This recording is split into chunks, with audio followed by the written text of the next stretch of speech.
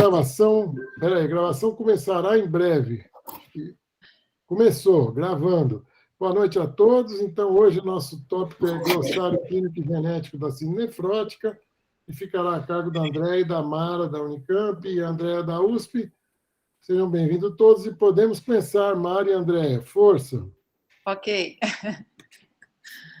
Então, hoje a gente se organizou para apresentar o glossário clínico e genético na síndrome nefrótica idiopática, e nós trouxemos 2 casos que vão exemplificar, para discussão, que vão exemplificar e ilustrar as dificuldades e as facilidades na interpretação dos testes genéticos, tá?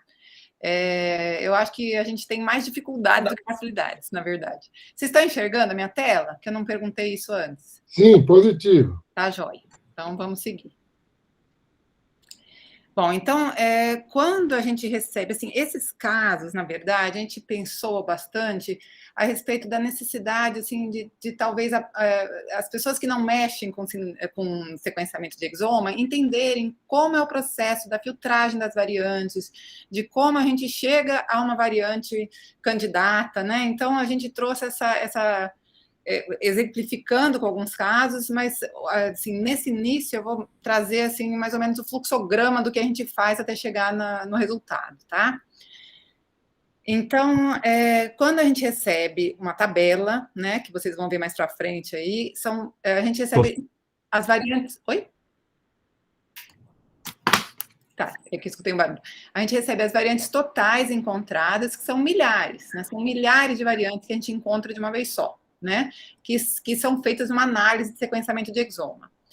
E a primeira busca que a gente faz é em genes associados à síndrome nefrótica, tá? Então, o primeiro filtro que a gente coloca, a gente tenta buscar, né, variantes que estejam nos genes que já foram mais de 80, aproximadamente 80, né, genes que foram associados à síndrome nefrótica, e nós colocamos, então, um filtro buscando variantes na região codificante e na região de splicing, né, são regiões importantes na formação ali do RNA, da proteína, né.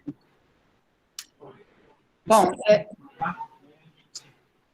depois, o que a gente coloca? A gente coloca um filtro da população, então, assim, da frequência na população, então a gente pega variantes que sejam raras, menores de 1%, e focando nessas variantes codificantes, em região de splicing e frequência na população abaixo de 1%, nos genes associados à síndrome nefrótica, nós vamos ter, então, os tipos de variantes encontradas, e nestes tipos de variantes, nós fazemos um critério de classificação de acordo com a ACMG Guidelines, tá? Então, esse processo da classificação, de acordo com esses critérios, que veio com muita força depois que começaram a ser descritas variantes com resultado de sequenciamento de exoma, tá?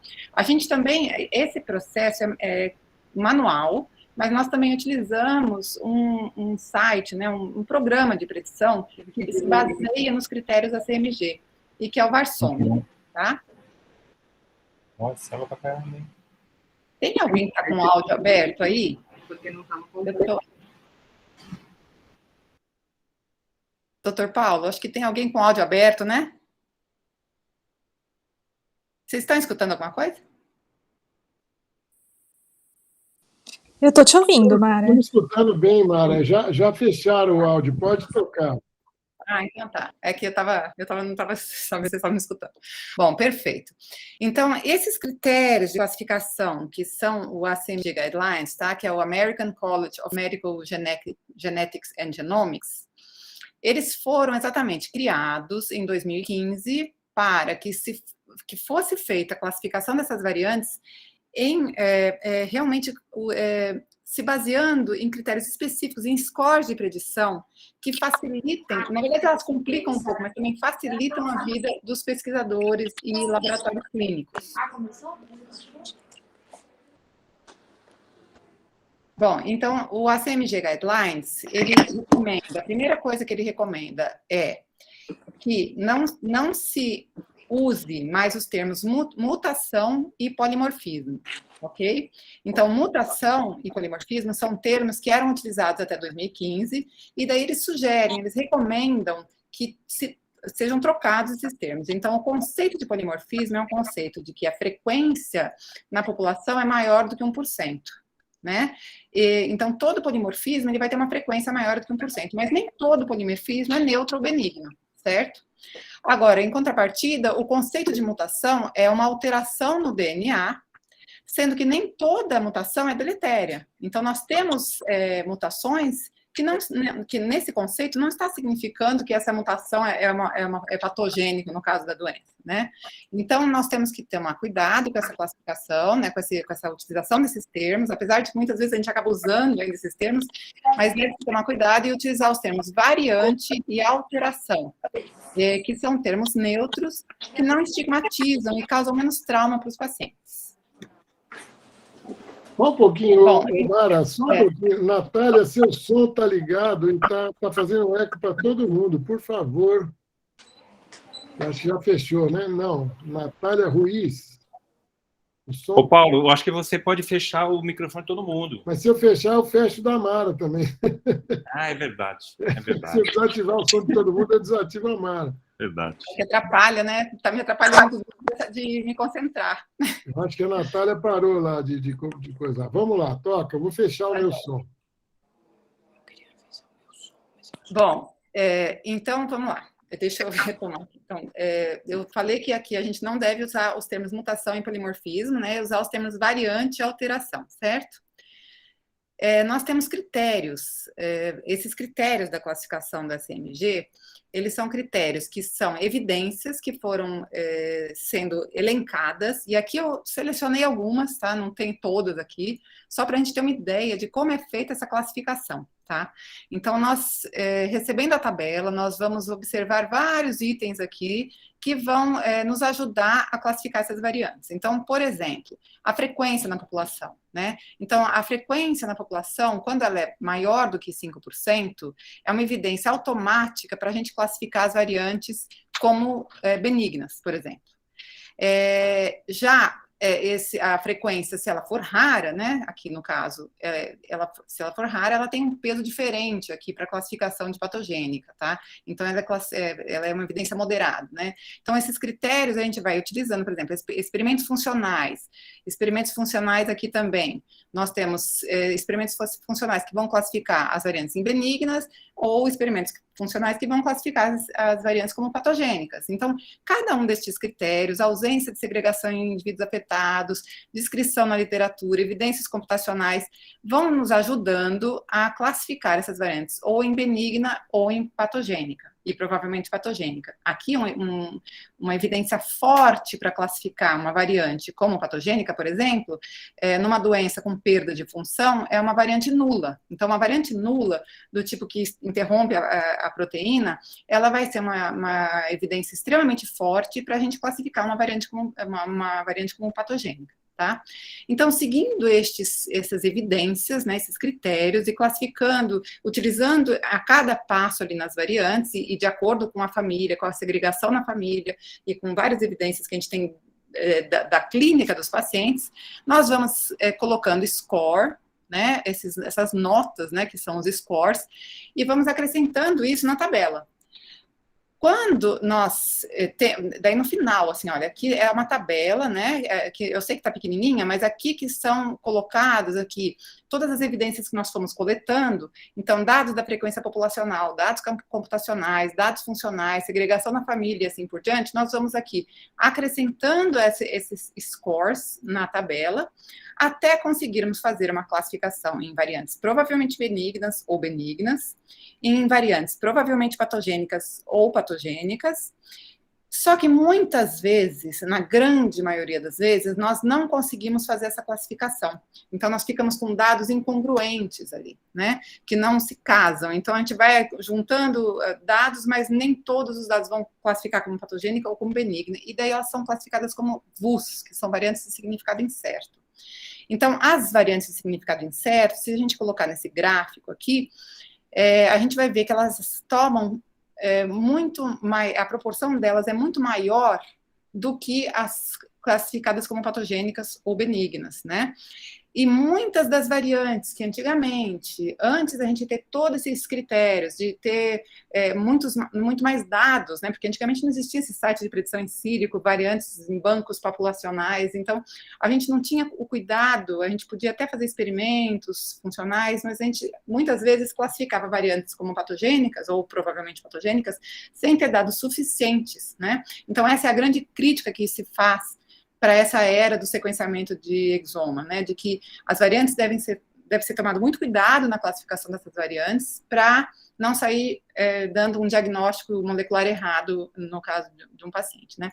Então, aqui a gente vai apresentar 2 casos que foram avaliados pela Rebrasne, são casos que a gente traz de uma mutação, uma variante, né? Olha, eu falando mutação, que a gente acaba tendo o hábito de falar mutação, mas a gente tem que, nós mesmos, geneticistas e pesquisadores da área, temos que sempre nos policiar.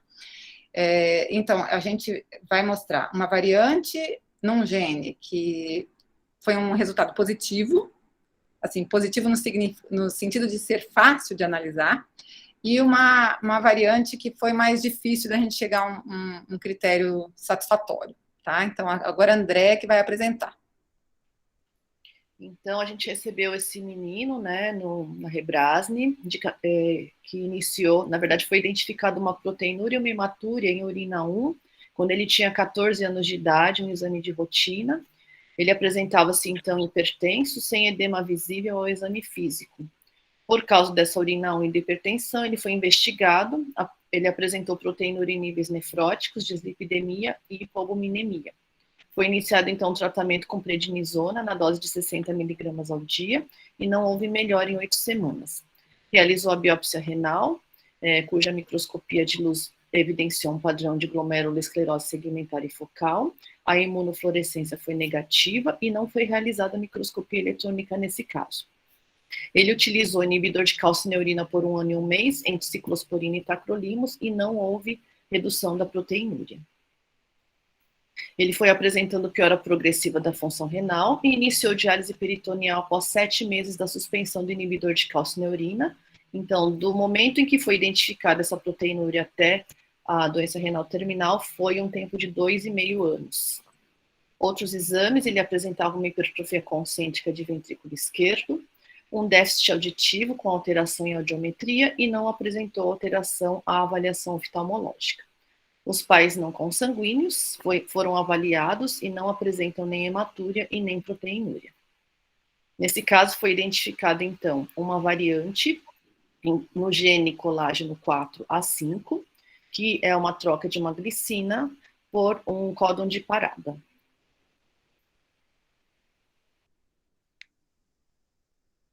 Quer que eu fale, André, aqui? Sim.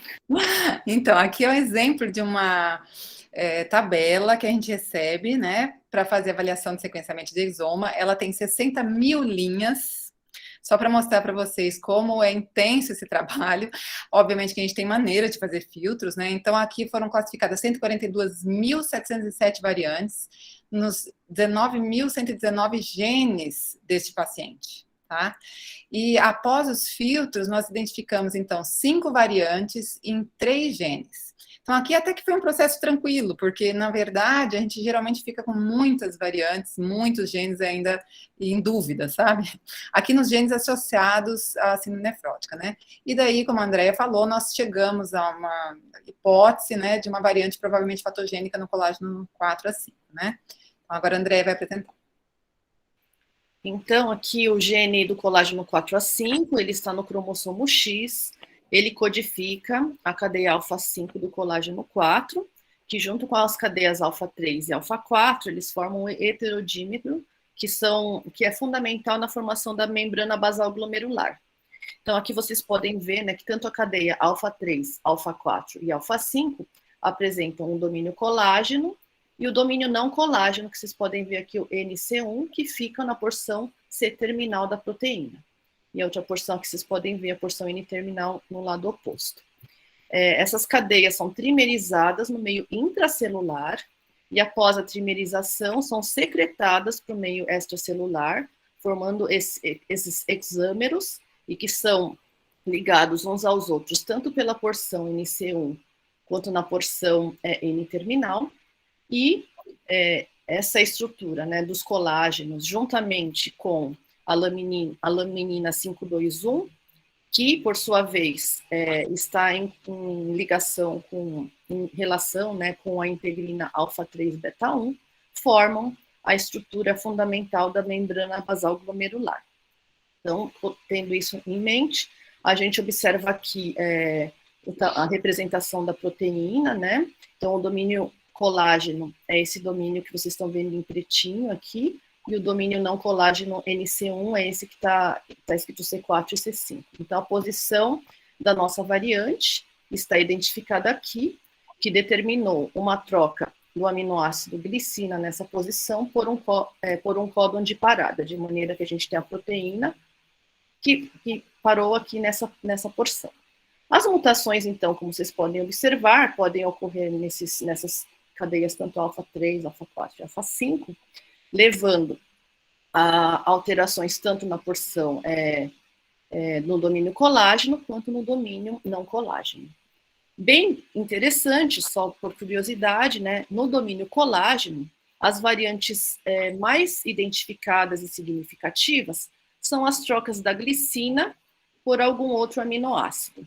Então, a gente vê aqui nessa sequência, nesse domínio, a gente tem uma glicina, outros 2 aminoácidos, é sempre uma trinca, uma glicina e outros 2 aminoácidos. Então, de maneira geral, uma troca de uma variante que determine a troca de um aminoácido glicina por algum outro aminoácido, ela pode levar aí a uma alteração patogênica, levando a mudança de estrutura da proteína, impedindo a trimerização. Então, a gente pode ver aqui uma possibilidade de um estudo experimental. Isso aqui, na verdade, ele estudou só as variantes missense com trocas de glicina por outros aminoácidos, mas é bastante interessante. Ao utilizar a nanoluciferase, a gente vê aqui a nanoluciferase que eles colocaram tanto na cadeia alfa-5 quanto na cadeia alfa-6, e é necessário a junção dos 3, a trimerização, para que se enxergue a máxima fluorescência. Então, aqui no selvagem, né, sem variantes, tem a fluorescência máxima, tanto no meio intracelular, quanto no meio extracelular. Existem variantes, então, que trocas de um aminoácido, por exemplo, nesse caso, a troca de glicina por cisteína na posição 230 da proteína, leva a um defeito de trimerização. Então, nesse caso, a gente não observa nenhuma fluorescência e, provavelmente, essa proteína é degradada no meio intracelular e talvez alguma parte secretada, mas a gente não enxerga nesse processo aqui de identificação da funcionalidade da proteína. Esse caso, clinicamente, né, tem um fenótipo mais grave, apresentando a proteinúria na primeira década de vida. Esses outros exemplos aqui, eles foram testados, né, e mostraram que eles apresentaram uma certa trimerização, né, então os defeitos, eles provocaram as alterações provocaram menos defeito na proteína, então a gente vê uma fluorescência menos intensa, porém, não é observada a fluorescência no meio extracelular ou em muito menor quantidade, então uma parte é degradada, mas uma parte, o problema maior é a falta da secreção. Então, de maneira que também existe essa alteração, e nesses casos existe um fenótipo variado, que foi estudado, né, especificamente nesses casos. E nesse último caso, a gente pode ter variantes que determinam alterações de aminoácidos menos patogênicas. Então, é possível formar a trimerização e existe a secreção com defeitos menores, assim, então é identificada através da fluorescência.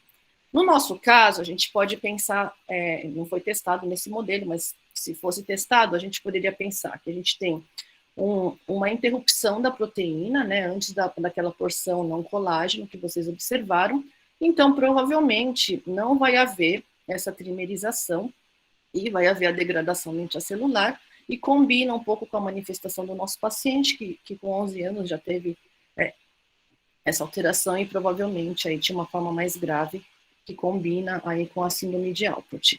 Um detalhe importante, esse caso inicialmente para a gente foi encaminhado como uma síndrome nefrótica, e depois que a gente encontrou essa variante, que a gente foi observar a história inteira dele, e que de fato ele nunca teve edema, e ele tinha hematúria e proteinúria e tinha a alteração auditiva, né, sendo compatível aí com o diagnóstico de Alport e com essas possíveis alterações. Então, isso a gente chama uma fenocópia, mas, ao mesmo tempo, se a gente tivesse na biópsia a microscopia eletrônica, provavelmente a gente também teria feito o diagnóstico no momento da biópsia, e provavelmente também, se esse diagnóstico do Alport fosse feito, estou falando retrospectivamente, assim, né, mais fácil de olhar de trás para frente, talvez teria se evitado aí a utilização dos imunossupressores e teria se investido mais, talvez, no inibidor de ECA. São só considerações pós, assim, avaliação dessas variantes.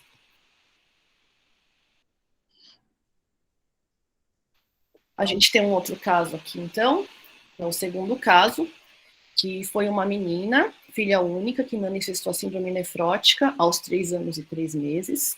Os pais não consanguíneos e não tinha história de doença renal na família. Ela utilizou prednisona, micofenolato, ciclosporina e tacrolimo, sem nenhuma resposta, então refratária, né, a todos os imunossupressores. Realizou uma biópsia que mostrou glomerulosclerose segmentar e focal e necrose tubular aguda com depósito de IgM e progrediu rapidamente para doença renal terminal após 11 meses da manifestação da doença. De outras alterações, havia uma descrição de só de convulsão tônico-clônico generalizadas. Aí ela foi enviada para a gente. Então, para essa variante, nós também fizemos a nossa análise. Nós encontramos 147.544 variantes. E após as primeiras filtragens, como eu mostrei lá naquele primeiro slide, né, nós identificamos 6 variantes em 6 genes associados à síndrome nefrótica. Sendo que o que mais nos chamou a atenção aqui, depois de várias discussões, que a gente foi colocando lá os critérios, né, a gente chega a uma hipótese de que essa variante no CD2AP, né, que é uma troca de uma treonina por uma alanina na posição 374, é uma troca missense, né, uma substituição de aminoácidos, que ela poderia ser a causa da condição dessa paciente. Então, a gente foi... O que nos levou, em primeiro lugar, a chegar nessa hipótese, né? A gente vai no banco de dados, uma das primeiras coisas que a gente faz quando a gente encontra uma variante, a gente vai num banco de dados que é o banco de dados HGMD, é um banco de dados que é The Human Gene Mutation Database, né? Onde estão as variantes patogênicas ou classificadas anteriormente como patogênicas, né? E elas são depositadas nesse site e nós identificamos aqui, então, a nossa variante, treonina por uma alanina, na posição 374, associada já previamente com síndrome nefrótica, né? Então, nós pegamos esse artigo e fomos ver por que eles tinham classificado essa variante como patogênica. Então, só relembrando, o CD2AP, ele está localizado no diafragma de Fenda aqui, ele faz conexão com a nefrina, né, com a nefrina aqui, com a pudocina, né, ele interage com esses 2 genes, nos diafragmas de Fenda, que são 2 pedicelos, lógico, né. Então, previamente, em 99, colaboradores tinham feito nocaute do CD2AP, né, em camundongos, e viram, né, observaram que ele desenvolvia síndrome nefrótica com 3 semanas, né, que os camundongos desenvolviam síndrome nefrótica com 3 semanas e morriam antes das 6 semanas de vida, né. Então, isso já foi uma primeira evidência de que esse gene poderia estar associado com a síndrome nefrótica.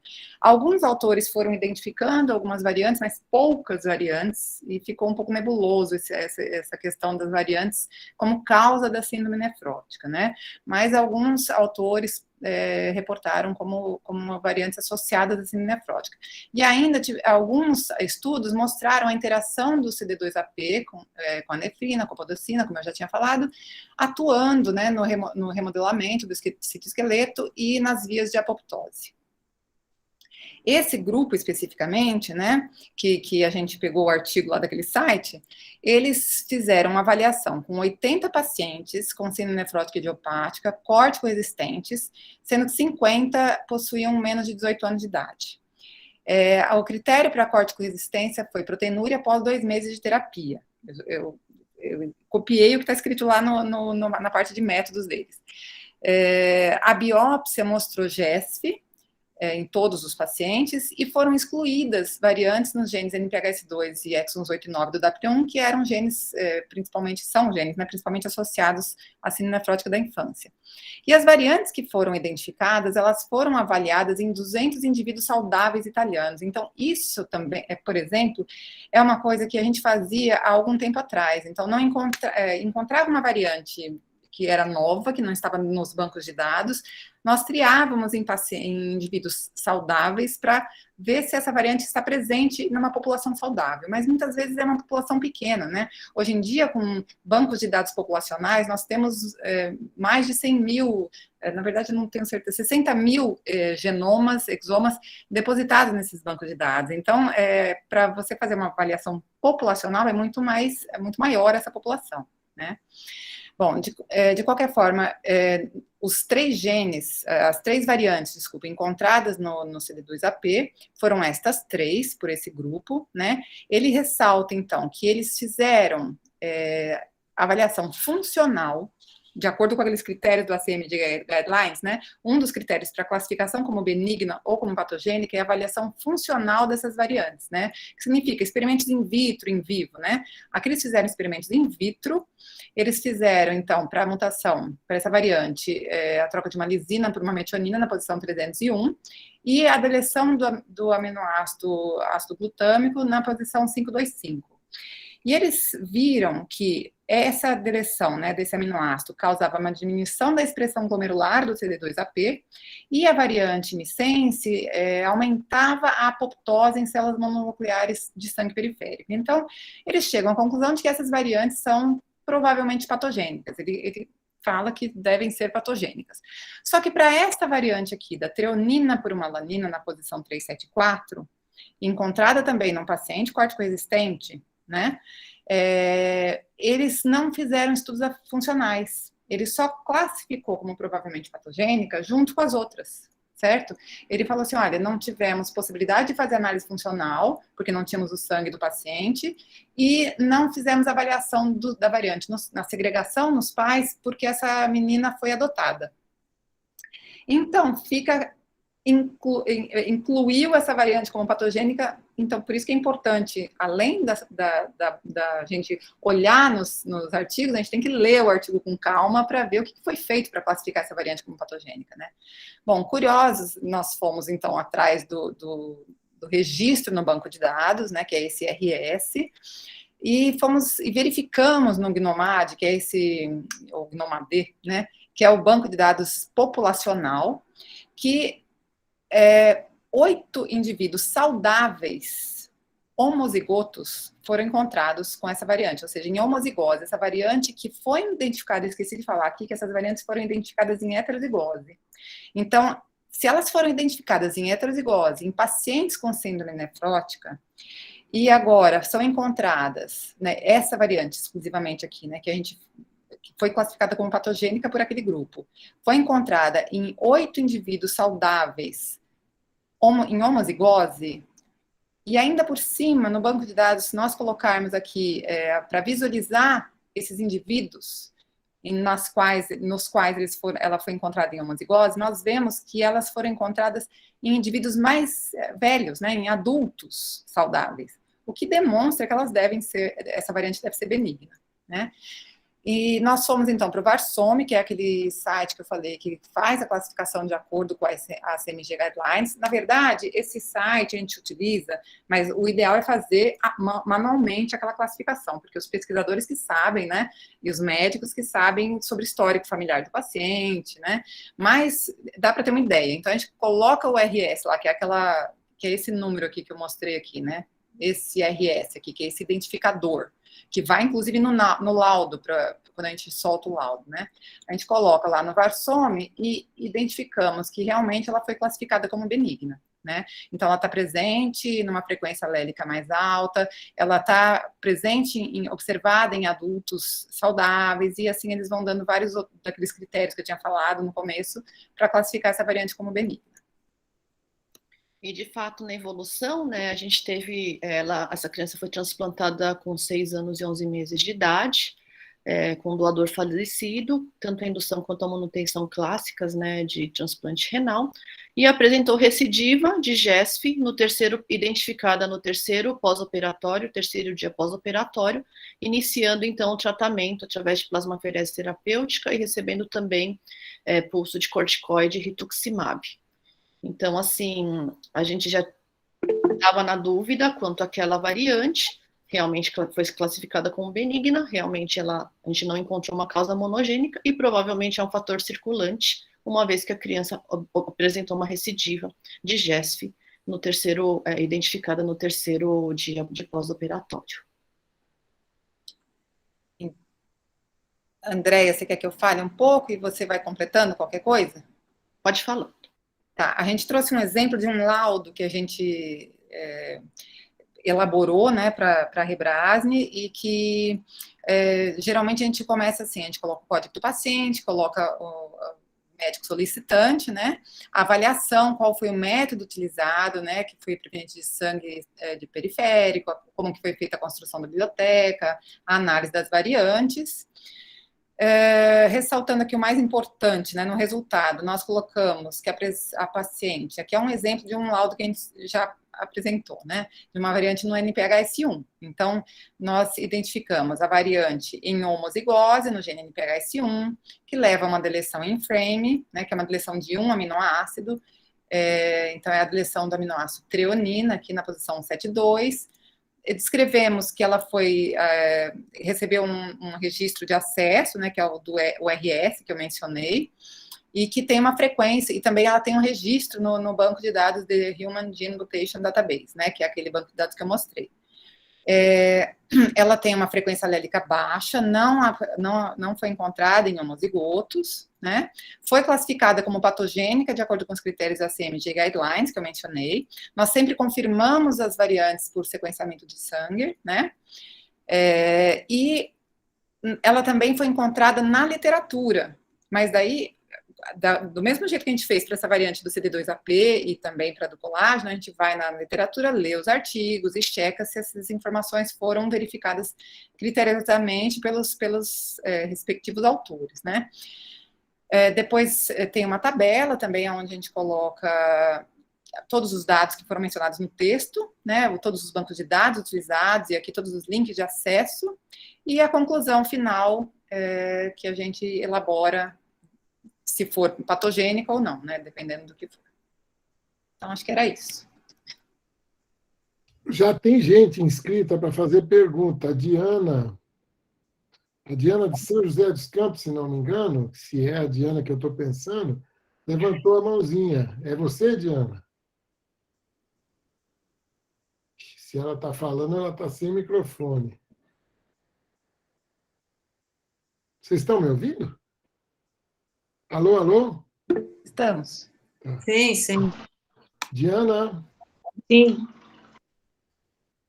Bom, a Diana levantou a mão e está quietinha. Ela já está. Ela mandou mensagem, professor. Ela levantou a mão sem querer. Ah, levantou a mão sem querer, desculpa.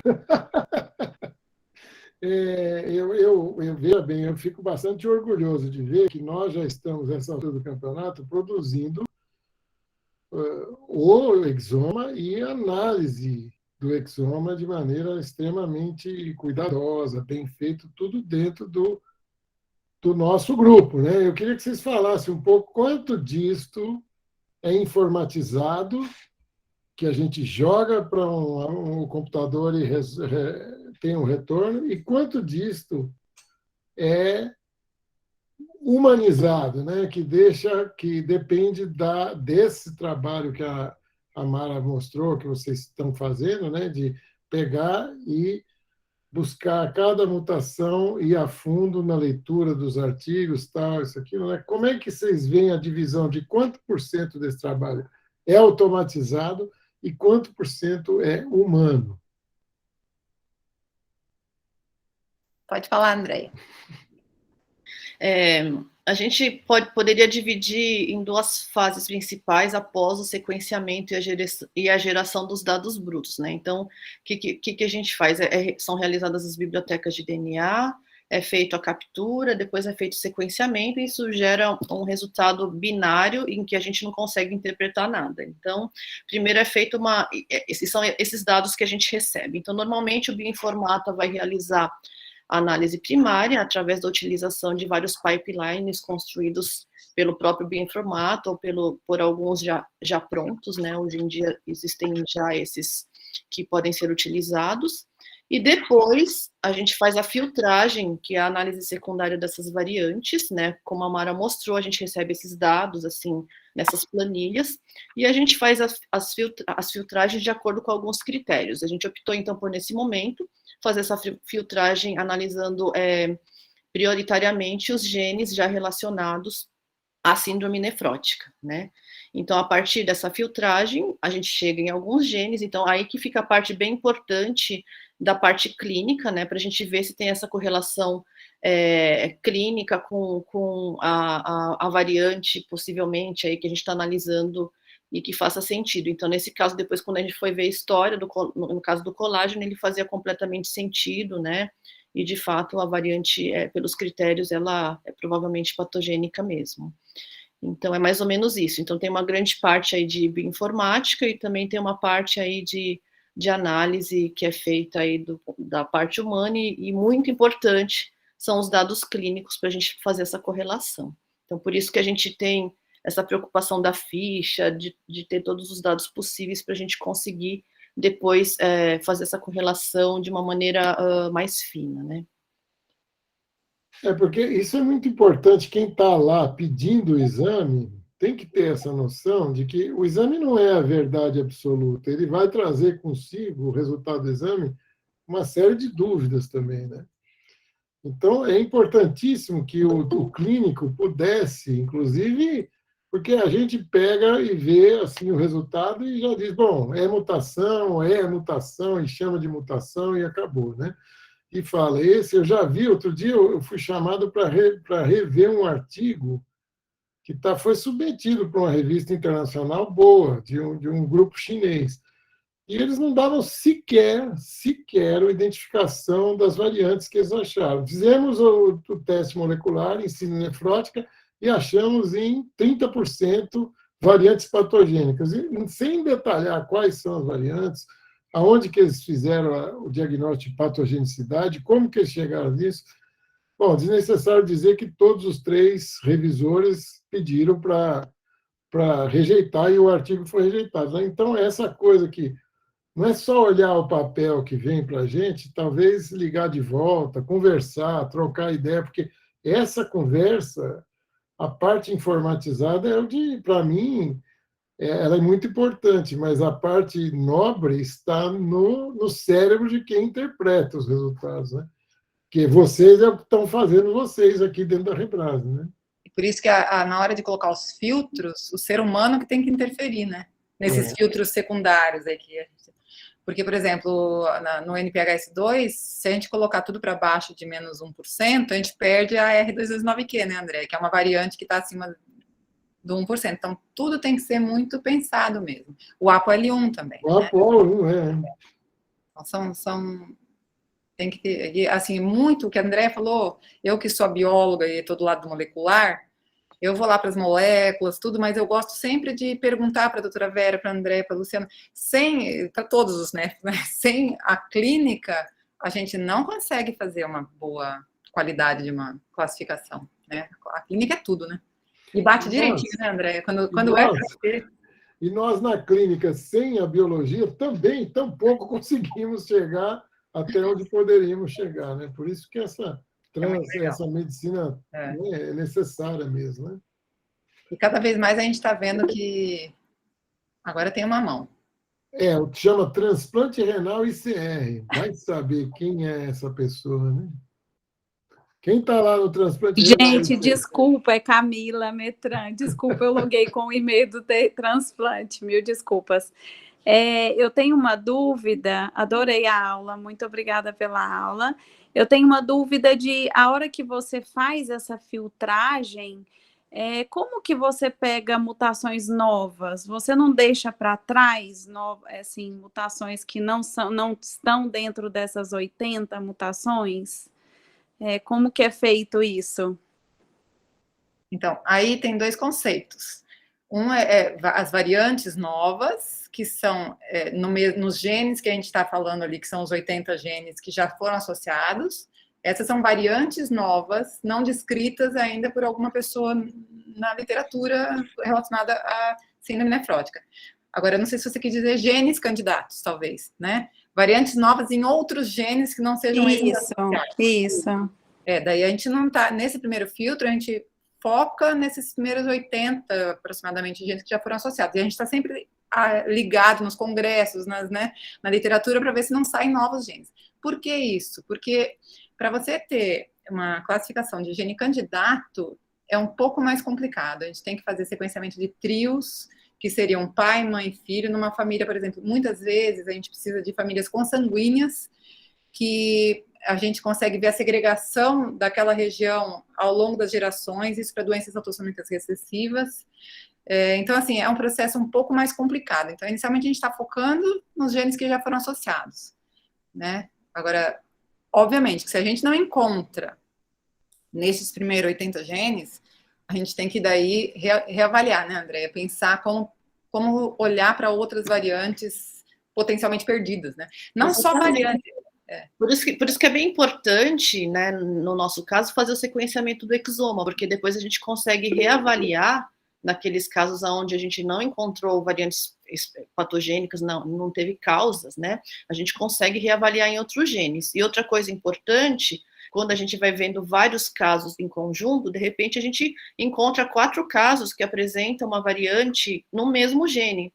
Aí ele se torna um gene candidato, depois do que a Mari explicou, a gente vê a segregação da família e tal. Daí, a partir daí, são necessários estudos funcionais para você provar que, de fato, aquelas variantes podem causar, aquelas variantes naquele gene podem causar a síndrome nefrótica, né? Então, também isso, por isso que é legal a rede, para a gente ter um acesso a muitos pacientes, porque, assim, possivelmente, é o que a gente deseja, a gente consiga resolver mais casos aí ao longo do tempo, através das variantes que vão sendo, de outros genes que vão sendo associados e publicados, e também, eventualmente, a gente achar alguma coisa típica nossa e algum gene candidato também mais para frente.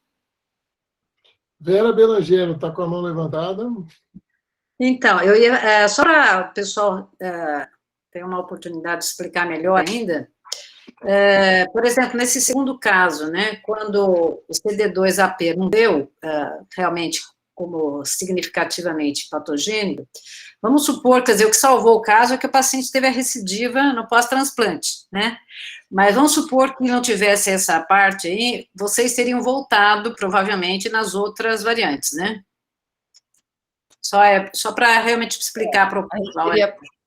Ou voltado para essas outras que a gente deixou para trás, ou ficado perdido mesmo. E começar a pensar em outras situações. Buscar mais clínica, né? Acho que uma coisa sempre que vai ajudar é a clínica, né, doutora Vera? A senhora mesma...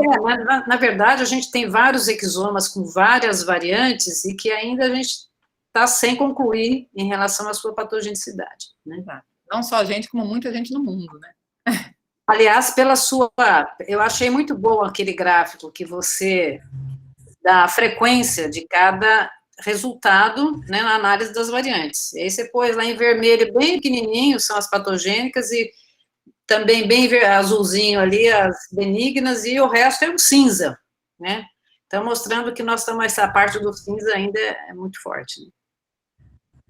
Pesqueiro, João Pesqueiro, com a mão levantada. Um aspecto... Deixa eu falar uma coisa, esse caso da... Deixa eu só...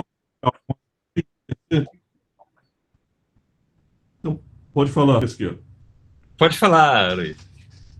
É que o seu áudio está tremendo. Está picotado. Picotando.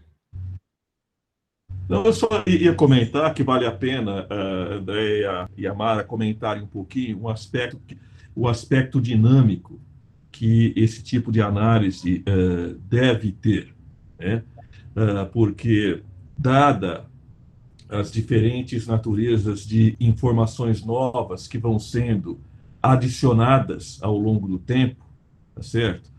Você pode ter variações, tá certo? Na classificação destas variantes ao longo do tempo, e você no instante zero, você ter uma classificação da variante como significado incerto, e depois, tá certo? Você pode evoluir para provavelmente patogênica ou patogênica, conforme você vai adicionando novas informações. Da mesma forma, você pode ter situações onde você tenha correções das informações, tá certo? Que foram gerados a partir de uma interpretação inapropriada por dados insuficientes, por exemplo, e que fazem com que você não considere mais, tá certo, uma variante patogênica como patogênica. Portanto, ela deixa de ter essa interpretação, né? Estes são pontos importantes. E o outro que também vale a pena reforçar, e isso é importante, porque quando você tem um caso que se encaixa perfeitamente, tá certo? Perfeitamente com a sua interpretação, muito bem, você resolveu. Mas você pode ter casos que não se encaixam num sentido ou em outro, tá certo? E que esta leitura,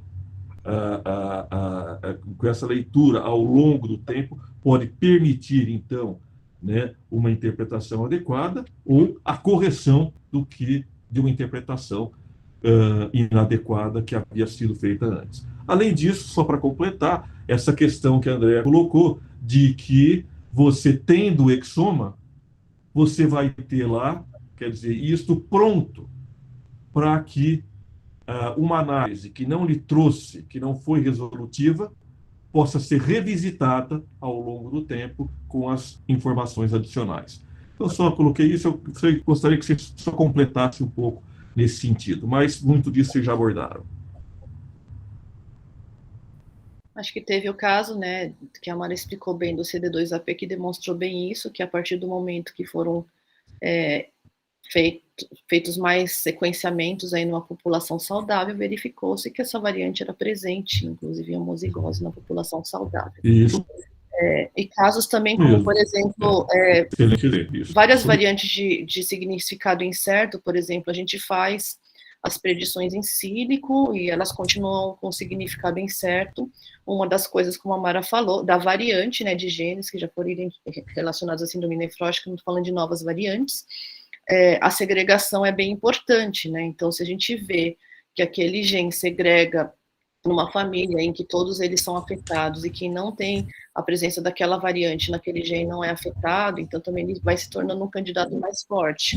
A gente também já teve o contrário, de ter uma variante de significado incerto pelos preditores razoavelmente forte, mas daí quando a gente foi fazer a segregação, a gente viu que o pai ou a mãe, que não tinha aos 40 anos nenhuma manifestação nem de proteinúria, nem de hematuria, nenhuma alteração renal, apresentava a mesma variante. Então, também invalida aí como uma possível causa monogênica de síndrome nefrótica.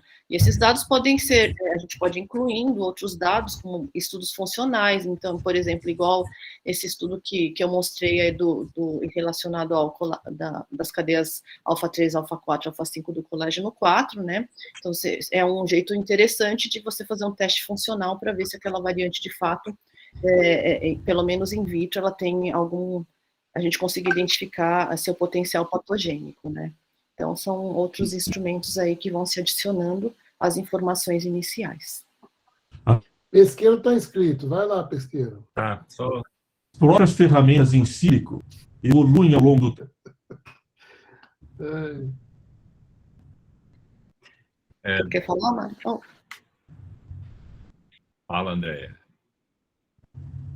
Não, é isso, né? Inicialmente a gente tinha 2 ou 3 preditores, e agora a gente tem vários, né? Preditores em sílico que avaliam várias questões relacionadas àquela posição naquela proteína. Então, que uns analisam a relação com as doenças, outros a conservação, as porcentagens, as regiões de alterações na proteína, nos sítios funcionais, nos domínios, né? Então, são várias alterações aí que a gente pode observar.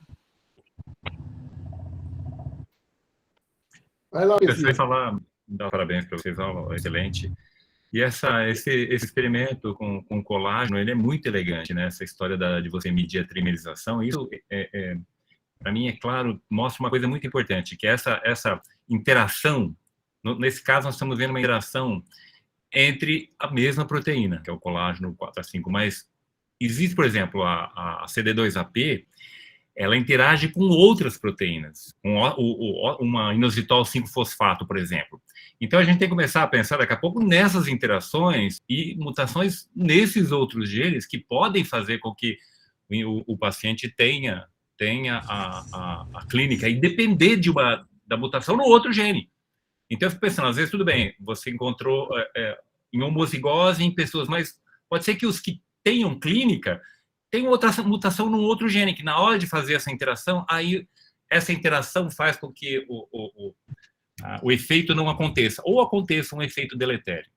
Então, a gente vai ter que começar a pensar daqui a pouco, obviamente que ainda a gente não tem essas informações, mas daqui a pouco a gente vai ter que começar a pensar nessas interações entre proteínas diferentes, tá certo? E começar a avaliar as mutações nesses outros genes para que a clínica apareça. Bom, tem uma pergunta do Obes aí que está escrita. Parabéns, pessoal. Um cenário sugestivo de cinefrótica de caráter genético. Exemplo, criança com cinefrótica cujo pai também apresenta cinefrótica. O exoma e o array, né, e o painel, sem evidências de variantes patogênicas. O genoma estaria indicado? Você ampliar o sequenciamento para uma perspectiva genômica. Eu tenho só uma pergunta sobre o caso. Eles são, tanto o pai quanto o filho são córtico-resistentes? Ou qual que é o tipo da síndrome nefrótica? O Obres tem que falar, porque eu estou... Eu li aqui. É uma coisa autossíntese. Oi, pessoal, tudo bem? Dominante, né, pelo jeito. Na verdade, é um caso verídico. Os familiares são nos Estados Unidos. Estão me ouvindo ou não? Ok? Sim. Sim. A criança tem 5 anos, é uma cinefrótica corte-sensível, mas recidivante frequente. Ela acompanha no Texas, e eles estão pensando em usar alquilante agora, tá? E o pai tem uma cinefrótica desde a infância, também córtico sensível, mas recidivante frequente. Inclusive, na vida adulta, já apresentou recidivas. Na verdade, ele tem uma glomerulofibrose global e focal. Ele foi paciente do Dr. Júlio Toporowski, inclusive, tá? E, desculpa, não quero transgredir nenhuma questão ética, citando o Dr. Júlio. E ele já teve uma disfunção renal, mas a função renal está normal do pai. E foi feita essa avaliação. E não se evidenciou. E o pai e a criança têm cinefrótica. Então, é aquela saia justa, né? Aí queria saber a opinião de vocês. A chance de você dos encontrar... neogenetistas, principalmente aí. A chance de você encontrar uma causa monogênica é extremamente baixa das conhecidas até hoje, porque todos eles, pelo que você me contou, respondem ao corticoide, né? São recidivantes, mas são córticos sensíveis. Então, a gente já teve vários casos, e vários casos descritos também. É muito, muito raro, existem variantes raríssimas em alguns genes que foram raramente encontrados com alguma resposta ao esteroide. E esses que já foram descritos poderiam ter sido identificados através do sequenciamento do exoma completo. Então, nesse momento, eu não vejo como esses casos já têm uma indicação de fazer um sequenciamento de genoma completo para esclarecer o caso individual. Talvez esses casos tenham indicação nesse momento, pode ser que daqui a alguns meses já mudamos de assunto, né? De avaliação populacional, assim, epidemiológica, né? De você ter vários casos semelhantes e tentar avaliar o que eles têm em comum aí através da comparação dos casos com os controles sem a doença. Não sei a opinião. Poderia ser uma variante intrônica aí? Mas já foi feito alguma coisa? Exoma? Já foi feito exoma? Sim, exoma e array, que não evidenciou nada. Mas foi recentemente avaliado? Recente, sim. Não achou nada no exoma? Recente. Não, eu fiz uma teleconsulta com eles, inclusive, faz 3 semanas. Mas a chance de achar é baixíssima, assim, extremamente baixa mesmo. Hoje. Mas é engraçado, né? Você tem o pai e a filha com cinefrótica, né? sugere um caráter genético autossômica dominante, né? Sim, pode ser uma mutação intrônica. A gente não avalia, né? Mara, tem alguma informação, eu Mara? concordo com o Alguma André. sugestão? É muito difícil a gente fazer uma inferência. Eu concordo com o André. Eu acho que está mais para uma coisa populacional do que... Eu concordo com o André. Apesar de que... A maioria vão ser suscetibilidades, né? Que nem naquele artigo que foi observado lá da síndrome nefrótica sensível, a gente vai vendo que existem vários fatores de susceptibilidade que, ao somarem-se uns aos outros, aí pode levar aí a síndrome nefrótica. Então, variantes, causas monogênicas nesses casos são Sim. muito mais raras. claro. Poderia ser alguma coisa de HLA por aí? Exatamente. Isso que eu estou sugerindo. Mas então, até onde eu sei, nesse caso, o que está se concebendo é uma genética mais complexa, né? Com poligênica, com fatores de suscetibilidade, infecção viral interagindo, quer dizer, o ambiente com o genético. Eu acho que eu também tendo a crer que o genoma vai ser um pouco desse indivíduo, ou esses dois indivíduos, talvez ele não vai esclarecer. Vai ser um gasto de dinheiro, talvez não frutífero, né? A Lilian está com a mão levantada, já faz tempo, está cansada ela, e está com o braço doendo. Fala, Lilian.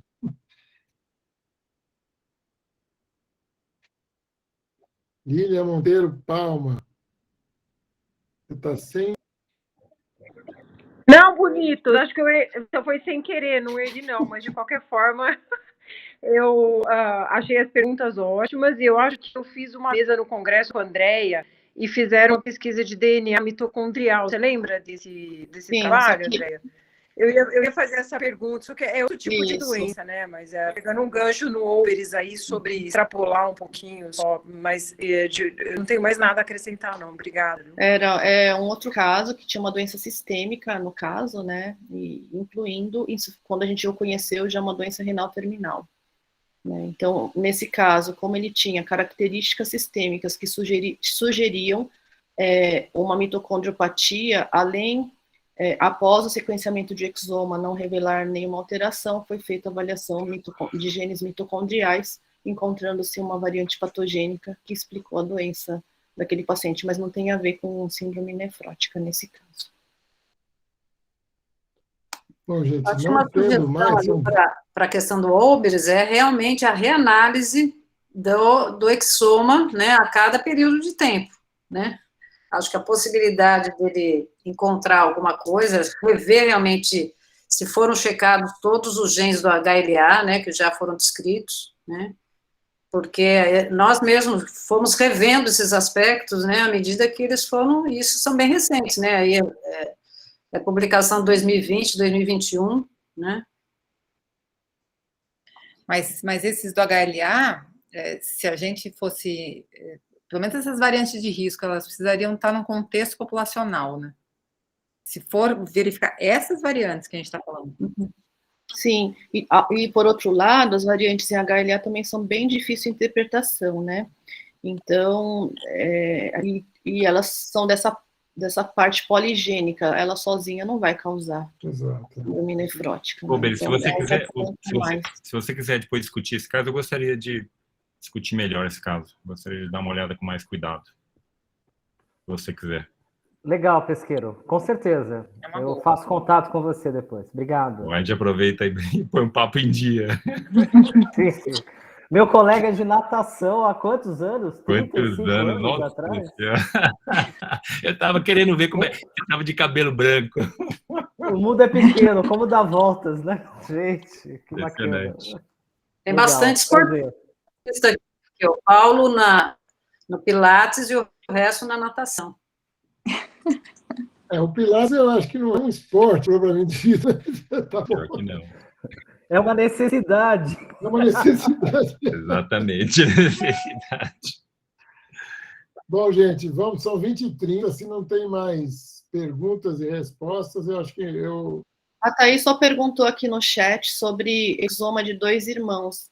Acho que foram aqueles 2 irmãos que, na verdade, entraram no meu trabalho, né, Thaís? Que a gente fez o painel de 62 genes e a gente não encontrou nenhuma variante, não. Eles não fizeram sequenciamento de exoma ainda, não. Que a última vez que a gente tinha conversado, você falou que eles estavam na Mas fila. Mas por enquanto a gente não fez, não. As irmãs caçulas seguem bem a terceira, porque eram os 2 mais velhos e depois tem 2 meninas. As 2 meninas não tiveram a síndrome e eles estão inscritos em Fortaleza e estão aí padecendo da falta de transplante por falta de UTI. Então, eu também não tenho novidades, assim, se a doença recidivou no enxerto ou não. Mas é um caso bem legal, né, Andréia? Porque são 2 irmãos que descompensaram com a mesma idade, aos 2 anos.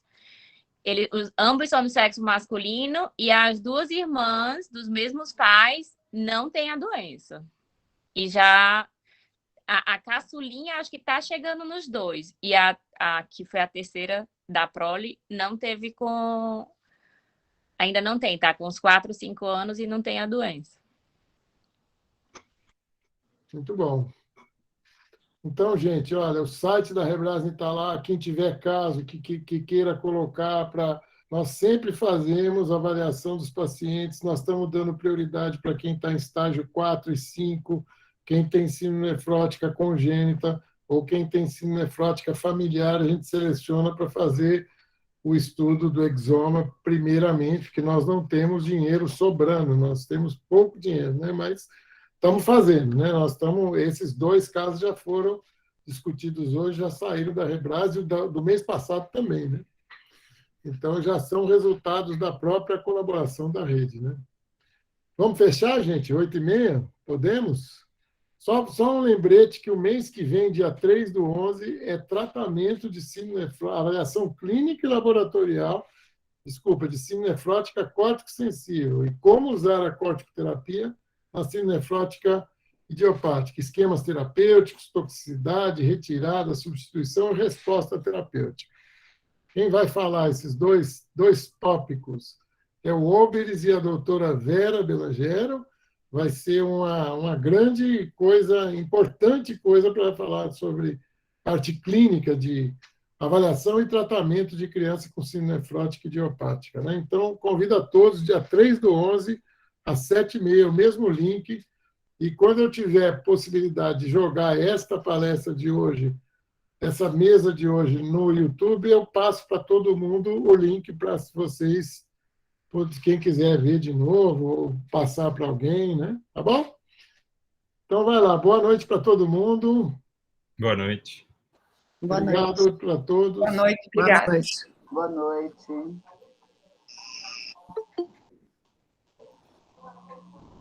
Entrou uma pessoa agora. Acabou de entrar uma pessoa, né? Só que ela acabou de acabar, né? Eu preciso ver onde que eu paro de gravar aqui, porque ela fica gravando. É nas 3 bolinhas, doutor Paulo, lá embaixo, do lado. Bolinhas, né? Isso. Interromper a gravação. Ok. Isso. Vamos lá, gente. Boa noite para todo mundo, viu? Boa noite. Olha, excelente apresentação. Parabéns. Foi legal, foi muito legal. Obrigada. Tchau. Tchau, tchau. Tchau, tchau.